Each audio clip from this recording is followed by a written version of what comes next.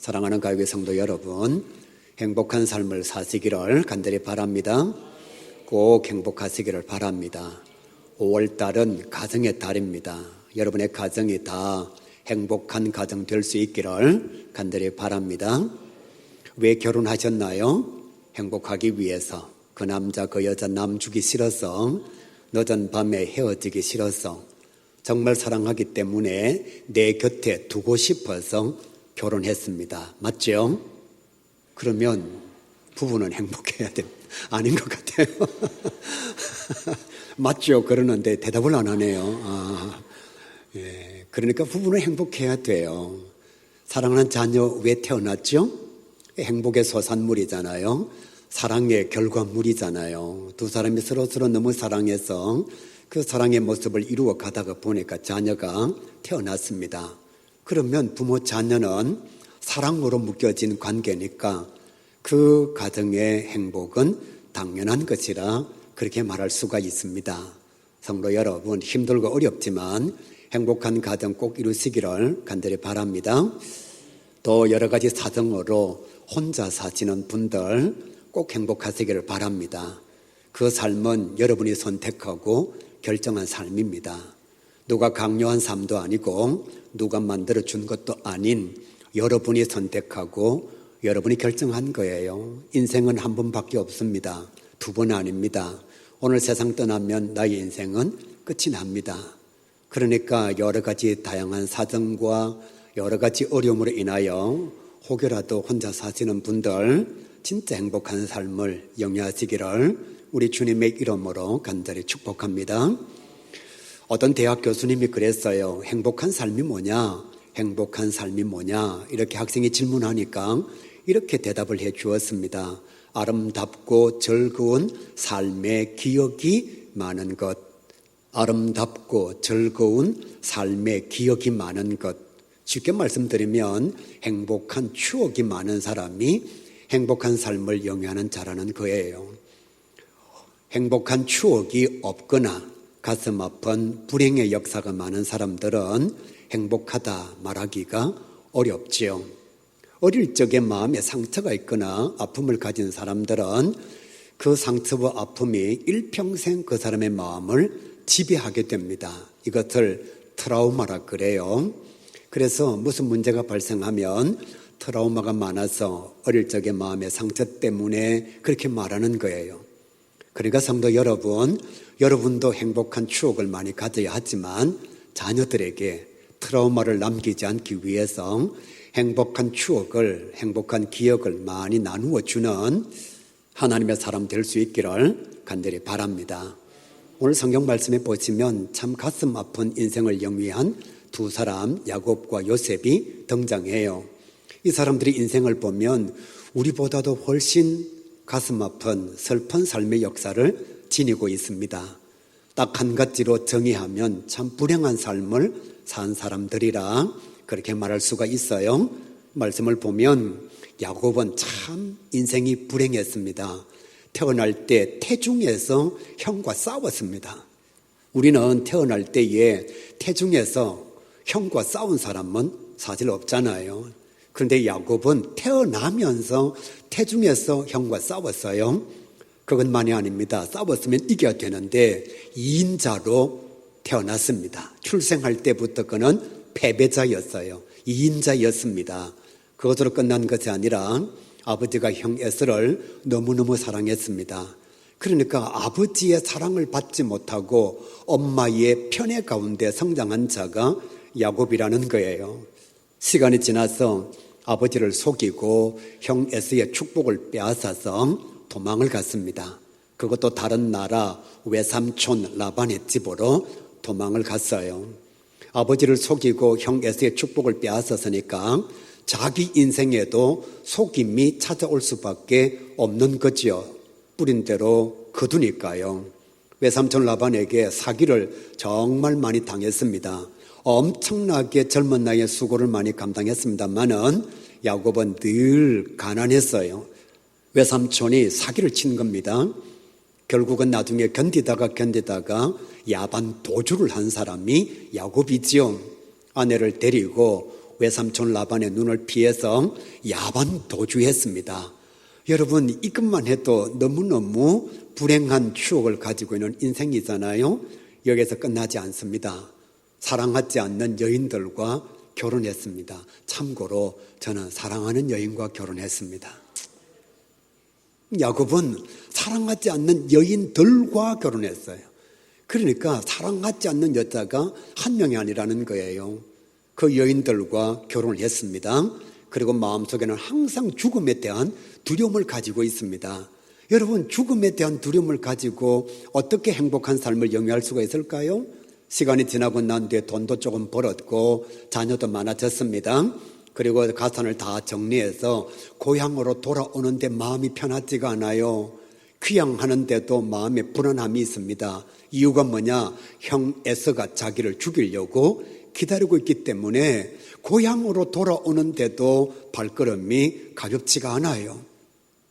고향에 돌아와서 사랑하는 아내가 자기 아들을 낳다가 죽었습니다. 제일 사랑하는 아내입니다. 아내 4명 중에서 최고로 사랑하는 아들인 아내인데 그 아내를 위해서 21년 동안 수고했는데 결국은 사랑하는 아들을 낳다가 이 세상을 떠나버렸습니다. 여기서 끝나지 않지요. 가장 사랑하는 아들 요셉, 그가 죽은 줄로만 알았습니다. 형들의 미움에 의해서 외국 상인들에게 팔려갔는데 아버지는 아들이 죽은 줄 알고 살아가고 있었어요. 말년에 흉년이 찾아왔습니다.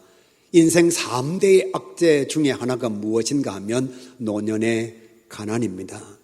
노년의 가난하면 회복할 길이 없거든요. 그런데 야곱에게 노년의 흉년이 찾아왔습니다. 자기 나라에 살 수가 없어서 남의 나라로 이사를 갑니다. 여러분, 젊을 때에 이민 가는 것은 어느 정도 괜찮습니다. 그런데 나이가 들어서 이민을 간다? 그건 정말 흉년이 찾아와서 도망가는 이민이잖아요. 뭐가 그렇게 행복할 수가 있겠어요? 그렇게 살다가 결국은 고향으로 돌아오지 못하고 남의 나라에서 인생을 마감한 자가 야곱입니다. 우리 인생이 힘들다라고 말하여도 야곱하고 비교하면 비교할 수 없는 인생이라 그렇게 말할 수가 있습니다. 이렇게 험악한 인생을 살았던 야곱이요, 그가 애굽의 왕 바로를 만났을 때에 자기 자신의 인생을 돌아보면서 애굽 왕 바로에게 이렇게 말합니다. 나의 인생은 험악한 나그네의 삶이었습니다. 자기 스스로 자기의 삶을 평가할 때에 나는 행복한 기억이 없는 사람입니다. 나는 행복한 추억이 없는 사람, 험악한 나그네의 삶을 산 사람이 나 자신입니다. 자기 자신의 인생을 행복하다라고 말하지 못한 사람이 야곱이에요. 야곱만 그런 것이 아니라 그의 아들 요셉도 정말 불행하고 비참한 인생을 살았습니다. 엄마가 자기를 낳고 난 뒤에 동생을 낳다가 죽었습니다. 요셉은 11번째 아들, 베냐민은 12번째 아들. 그러니까 나이 터울도 얼마 안 돼요. 요셉은 엄마 얼굴도 기억을 못합니다. 왜? 자기가 태어나고 얼마 있지 않아서 동생을 낳다가 엄마가 죽었으니까요. 태어나 보니까 이복 형제들이 정말 많습니다. 배다른 형제가 한 명만 있어도, 배다른 자매가 한 명만 있어도 삶의 현장에 어려움이 있는데 요셉에게는 배다른 형들이 너무너무 많았어요. 그런데 태어나고 보니까 그 형들이 자기를 좋아하지 않습니다. 형들이 막 죽이려고 합니다. 그러다가 어느 날 외국 상인들에게 형들이 자기를 팔아버렸어요. 요즘으로 얘기하면 인신매매잖아요. 외국 상인들에게 팔려가서 요셉은 보디발의 집, 남의 나라, 남의 가정에서 종살이합니다. 어린 나이에 종살이를 해요. 아무 잘못한 것도 없었습니다. 진짜 열심히 살았습니다. 최선을 다해서 살았어요. 그런데 돌아온 것이 무엇인가 하면 억울한 누명으로 감옥살이 하는 겁니다. 자기가 잘못한 것도 없어요. 보디발의 아내가 미혹하다가 요셉이 넘어가지 않으니까 보디발의 아내가 오히려 자기를 무고한 겁니다. 모함한 거예요. 그것 때문에 아무 잘못한 거 없이 열심히 살았는데 요셉에게 주어진 것은 감옥살이입니다. 감옥에서 꿈을 해몽해 주어서 선을 베풀었는데 거기서도 인간적 배신을 당합니다. 2년 동안 자기를 기억해 주지도 않은 거예요. 분명히 나가고 난 뒤에 기억해 주리라고 말했음에도 불구하고 인간적 배신을 당한 사람이 요셉입니다. 시간이 많이 지나고 난 뒤에 고생 끝에 총리가 되었어요. 그 시간 동안 가족들을 보지 못했습니다. 아버지도 보지 못했고 사랑하는 동생도 만나지를 못했습니다. 여러분, 우리나라에서도 자수성가해서 총리가 되는 건 쉽지가 않아요. 그런데 어린 나이에 남의 나라에 외국 상인들에게 팔려가서 종살이하고 감옥살이했던 사람이 총리가 된다고요? 그 과정이 얼마나 어려웠을까요? 말로 감당할 수 없는 고난을 다 감당했습니다. 그리고 드디어 총리가 되어서 아버지를 만났는데 이미 아버지는 늙어 있습니다. 아버지를 만나고 얼마 지나지 않아서 아버지는 세상을 떠났습니다. 야곱의 나이는 147세였고요. 요셉의 나이는 110세였습니다. 아버지와 아들의 나이가 37세에 차이가 나는 사망 시점을 가지고 있는 거예요. 이것을 보면 요셉은 정말 사랑하는 동생 베냐민을 만나서 행복하게 살았던 시간이 얼마 되지 않습니다. 그러다가 어느 날 그렇게 가고 싶었던 고향을 그리워하다가 남의 나라에서 인생을 마감합니다. 우리 교회에도 이북에서 내려오신 피난민들이 있습니다. 우리 장로님들과 집사님들요, 돌아가실 때까지 고향을 그리워합니다. 자녀들에게 얘기합니다. 고향에 가고 싶다라고, 죽기 전에 통일 나라를 보고 싶다고. 그러다가 결국 세상을 떠나게 되면 자녀들한테 부탁을 하죠. 나중에 혹여라도 통일이 되거든 내 뼈라도 고향에 갔으면 좋겠다. 요셉도 죽을 때에 마지막 유언을 남긴 것이 무엇인가 하면 나의 뼈를 나의 고향 가나안 땅에 조금 옮겨주면 좋겠다. 그만큼 고향을 그리워하다가 세상을 떠난 사람이 요셉인 거예요. 사랑하는 성도 여러분, 야곱도 불행한 기억이 많은 사람, 그리고 요셉도 가슴 아픈 추억이 많은 사람, 이 두 사람은 행복하게 살았던 삶의 시간이 얼마 되지 않습니다. 그래서 아버지 야곱이 죽어갈 때에 하나님 앞에 그의 아들 되는 동명상련의 아픔을 가지고 있는 요셉을 위하여 하나님 앞에 드린 간절한 축복의 기도가 오늘 본문 말씀이에요. 아버지 야곱이 아들 요셉을 위해서 어떻게 축복의 기도를 드렸느냐 하면, 하나님, 내 아들 요셉 너무 힘들게 살았습니다. 하나님께서 축복을 해주시되 담을 넘는 넘치는 은혜를 허락해 주옵소서. 하나님, 내 아들 요셉 너무너무 고생했습니다. 내가 기도하건대 내 아들 요셉이 하나님의 은혜를 받되 담을 넘는 넘치는 축복을 허락해 주시기를 바랍니다. 또 이렇게 기도합니다. 하나님, 이대에 요셉은 혼자밖에 없습니다. 하나님께서 항상 요셉과 동행해 주시기를 바랍니다. 아버지, 나는 세상을 떠납니다. 그러니까 하나님께서 내 아들 요셉과 끝까지 동행해 주시기를 바랍니다. 세 번째로 이렇게 기도합니다. 하나님, 하나님께서 도와주셔서 내 아들이 원수들 가운데서 승리하게 해 주십시오. 너무 많은 패배를 경험했습니다. 옥살이도 하고 종살이도 하고 너무 힘들게 살았습니다. 하나님, 이제는 하나님께서 도와주셔서 내 아들이 원수들의 손 가운데서 승리하는 자가 되게 하여 주옵소서. 하나님, 소원합니다. 네 번째, 하늘과 땅의 복을 허락해 주시고 자녀와 후손의 복을 허락하여 주시옵소서. 자녀의 복을 주시기를 원합니다. 후손의 은총을 주시기를 원합니다. 다섯 번째, 마지막으로 이렇게 기도합니다. 하나님, 당대보다 후대가 잘 되는 은총을 허락하여 주옵소서. 야곱이 마지막에 요셉을 위하여 하나님 앞에 축복한 내용을 딱 정리하면 이렇습니다. 하나님, 요셉도 복을 받고 그 후손도 복을 받아서 이제는 요셉이 좀 행복하게 살아가게 해 주십시오. 지금까지 너무너무 많은 수고와 고난과 아픔을 겪었습니다. 엄마도 모르고 자랐습니다. 그리고 외국에 팔려갔습니다. 형들에게 미움을 받았습니다. 죽음의 고비도 넘겼습니다. 하나님, 이제는 요셉에게 행복한 기억을 주시고 행복한 추억을 주시기를 바랍니다. 고난의 삶이 끝나게 하시고 하나님의 은혜로 말미암아 승리하는 삶이 되게 하여 주옵소서. 같은 고난을 겪은 아버지의 간절한 기도의 내용입니다. 사랑하는 가교회 성도 여러분, 목자로서 영적 아비로서 여러분을 위하여 소원하고 기도하고 부탁합니다. 행복하게 사시기를 바랍니다. 진짜 여러분 행복하게 사시기를 바랍니다. 인생은 두 번이 아닙니다. 이렇게 예배 드리다가 우리 하나님 앞에 불림 받으면 이것으로 인생이 끝나는 거예요. 우리나라 사람들은 행복의 조건이 뭐냐고 물을 때에 36.2%가 돈이라고 대답을 했습니다. 그래서 미국 학자가 물었어요. 왜 결혼하지 않습니까?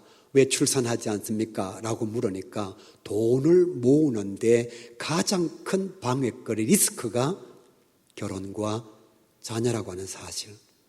그래서 결혼도 하지 않고 자녀도 출산하지 않는다는 거예요. 왜? 돈을 모으는데, 내 행복의 조건이 돈인데 이 돈을 모으는데 방해되는 것이 결혼이고 자녀 출산이라는 것입니다. 프랑스가 지구 땅에서 가장 먼저 경제 독립과 자유연애를 선포했습니다. 프랑스 혁명을 통해서 경제 독립과 자유연애를 가장 먼저 선포한 나라가 프랑스입니다. 그런데 여러분, 이렇게 열심히 살았는데 지구상에서 가장 고독한 노년을 보내는 나라가 프랑스입니다. 희한하잖아요. 경제 독립, 돈 얘기했어요. 자유연애, 얼마든지 헤어질 수 있고 얼마든지 사랑할 수 있다라고 말해서 끊임없이 사랑의 관계를 만들어 갔는데 노년에 가장 고독하고 가장 쓸쓸한 나라가 프랑스라고 하는 사실이요. 그래서 하나님께서 우리에게 이렇게 말씀하십니다. 네가 행복하려면 좋은 것을 심어라. 정말 행복한 추억과 행복한 기억을 많이 심는 자가 되라. 그러면 너의 삶이 행복한 기억으로 가득 찰 것이라 그렇게 말씀하고 있습니다. 그 첫 번째가 무엇인가 하면 가족과 자기 자신을 사랑하라는 것입니다. 사랑해서 결혼했습니다. 사랑해서 자녀를 낳았습니다. 끝까지 사랑하십시오. 힘들고 어려워도 끝까지 사랑하시기를 바랍니다. 그 사랑의 추억이 여러분을 행복하게 만들어 줄 것입니다. 사랑하는 성도 여러분, 자기를 무시하지 마세요. 자기를 비하하지 마세요. 자기 자신에게 좋은 말, 위로의 말, 격려의 말을 많이 하시기를 바랍니다. 자기가 자기를 사랑하지 않는데 누가 자기를 사랑해 주겠습니까? 내가 누군가를 사랑할 때에 내 안에 사랑이 삭트는 것처럼 내가 나를 사랑할 때에 사랑이 더 풍성해지는 것입니다. 자기를 사랑하지 않는 사람이 어떻게 타인을 사랑할 수가 있겠습니까? 사랑은 어렵고 미움은 쉽습니다. 그래서 사랑하라고 말하지 미워하라고 말하지 않습니다. 왜? 사랑은 어렵고 미움은 쉬우니까요. 미움은 가르치지 않아도 누구든지 다 할 수가 있습니다. 성도 여러분, 혼자의 삶을 선택하셨고 혼자 삶을 영위하고 있다면 끝까지 자기를 진심으로 사랑하시기를 바랍니다. 셀프 토크라고 하는 단어가 있습니다. 남에게 좋은 말 하기를 원하는 사람은 자기에게 먼저 좋은 말을 해야 합니다. 자기 안에 사랑을 심어야 남에게 사랑이 열매로 나타날 수 있는 거예요. 혹시 남편을 사별하고 부인을 사별하신 분 여기 앉아 계시면 자기를 무시하지 마세요. 자기를 천하게 여기지 마시기를 바랍니다. 사랑받는 존재예요. 소중한 존재입니다. 혼자 사셔도 끝까지 자기를 사랑하시기를 바랍니다. 요 근자에 새벽기도의 차량을 운행하잖아요. 마지막까지 태워주는 분이 우리 박태원 장로님이십니다. 차 안에서 이런 얘기 저런 얘기를 나누었어요. 얼마 전에 사랑하는 아내 임손덕 권사님을 먼저 보내었습니다. 장로님께서 말씀하십니다. 우리는 한 번도 서로 마음에 상처를 준 적이 없다. 싸운 적이 없다. 그래서 생각하면 행복한 기억밖에 없다는 거예요. 시간이 나면 뭐 하느냐고 물어보니까 아내가 납골당에 봉인되어져 있는 추모공원에 간다는 겁니다. 가는 시간이 1시간 반 걸린다는 거예요. 버스 안에서 아내를 생각하면 가는 길이 너무너무 행복하대요. 그리고 도착해서 추모공원에 아내하고 대화를 하는 것은 아닙니다. 그냥 앉아서 아내와 함께 보내었던 행복한 삶의 기억을 떠올리면 앉아있는 시간이 너무 즐겁다는 것입니다. 만약에 장로님의 마음속에 불행한 기억, 가슴 아프고 슬픈 추억이 많으면 납골당에 가서 앉아있는 시간이 행복하지가 않겠죠. 장로님은 제게 말씀하셨습니다. 기억하는 것만으로도 행복하다고, 생각하는 것만으로도 즐겁다고. 여러분, 그게 사랑입니다. 사랑을 심으시기를 바랍니다. 두 번째로 하나님께서 이렇게 말씀해요. 가족과 자기 자신을 축복하라, 그렇게 말씀하고 있습니다. 할 수만 있으면 저주하거나 나쁜 말 하지 말고 가족과 자기 자신을 축복하는 자가 되시기를 간절히 바랍니다. 내 가족이 복을 받으면 그 복이 나의 복입니다.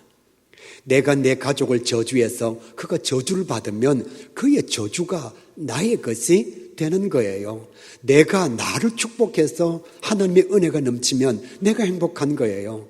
내가 나를 무시하고 나를 비참하게 만들어서 불행의 역사를 가지게 되면 내 자신의 삶이 고달파지는 것입니다. 여러분, 오늘부터 자기를 축복하십시오. 끊임없이 자기를 축복하십시오. 친구 목사님이 조기 은퇴를 했습니다. 이유가 뭐냐? 아내가 치매가 걸렸습니다. 아내의 상태가 좀 이상했어요. 병원에 가서 검사를 해보니까 치매였습니다. 자녀들을 다 불러 모았습니다. 엄마가 치매다. 어떻게 알고? 자녀들이 이렇게 말합니다. 아버지 목회도 해야 되고 아직 나이도 젊으니까 그냥 엄마 요양병원에 보내면 안 되겠습니까?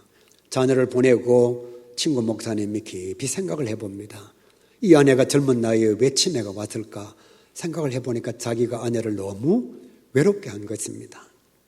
사역한다고 가정도 많이 비우고 또 아내가 목회 사역 현장에서 힘들어하는 모습을 보면서도 위로하지 않고 격려하지 않고 그게 누적이 되어서 치매가 찾아온 거예요. 그래서 결단을 합니다. 내가 죽는 날까지, 내 아내가 세상을 떠나는 날까지 내가 이 아내를 버리지 아니하리라. 자녀들한테 선포를 했습니다. 아빠 은퇴하겠다고. 그리고 엄마와 함께 남은 삶을 행복으로 좋은 추억으로 채워가겠다고. 제 친구 목사님이 젊은 나이에 은퇴를 했습니다. 사랑하는 성도 여러분, 내 곁에 있는 사람이 행복할 때에 내가 행복해지는 겁니다. 내 남편은 불행하고 내 아내는 불행한데 내가 행복해진다. 이건 사실이 아닙니다. 자기를 속이는 것입니다. 그래서 여러분, 할 수만 있으면 가족과 자기 자신을 축복하시기를 바랍니다. 마지막으로 성경은 이렇게 말씀합니다. 가족과 자기를 용서하는 자가 되라. 그렇게 말씀합니다. 원수 갚지 말고 하나님의 진노하심에 원수 갚음을 맡겨라. 여러분, 이 사실 진짜 믿으시기를 바랍니다. 원수를 내가 갚으면 다시 원수가 됩니다. 내가 용서를 심으면 용서가 내게 찾아옵니다. 이혼한 남편, 이혼한 아내 아직도 용서하지 못했다면 용서하십시오. 용서하실 때 내가 자유로움을 얻을 수 있습니다. 아직도 아버지와 자녀를 그리고 엄마를 용서하지 못한 자가 있으면 용서하십시오. 내가 용서를 심으면 내게 용서의 열매가 찾아옵니다. 끊임없이 미워하고 끊임없이 싫어하고 끊임없이 저주하니 내 마음속에 어떻게 평안이 찾아올 수가 있겠습니까? 사랑하는 성도 여러분, 누군가에게 잘못한 것이 있으면 가슴을 열고 미안하다고 말하십시오. 용서받지 않는 자는 행복할 수가 없습니다. 왜 우리가 회개해야 되느냐? 용서를 받아야만 행복할 수 있기 때문입니다. 잘못했으면 핑계대지 말고 이유 대지 말고 말 돌리지 말고 그냥 잘못했으면 미안하다고 말하십시오. 용서를 받아야 내가 행복할 수가 있잖아요. 용서받지 못한 가슴을 안고 살아가면 결국은 자기 자신의 마음속에 피폐함이 찾아올 수밖에 없습니다. 늦지 않았습니다. 용서를 구해야 될 자가 있으면 용서를 구하시기를 바랍니다. 우리가 사랑하는 예수님은 우리를 끝까지 사랑하셨습니다. 그리고 끝까지 우리를 축복하셨습니다. 십자가 위에서 원수들을 용서하셨습니다. 예수님은 사랑과 축복과 용서를 심으신 거예요. 그래서 십자가 위에서 돌아가실 때에도 행복했던 사람이 예수님이었습니다. 예수님은 정오의 기억이 없습니다. 예수님은 투쟁의 기억이 없습니다. 예수님은 싸움의 기억이 없습니다. 그러니까 십자가 위에 돌아가실 때에도 사랑과 축복과 용서의 기억이 있으니까 얼마나 행복하셨을까요? 저와 여러분, 5월 가정의 달에 행복을 누리는 진정 하나님의 사랑 가운데서 행복을 만끽하는 주의 자녀가 꼭 될 수 있기를 주님의 이름으로 간절히 축복합니다.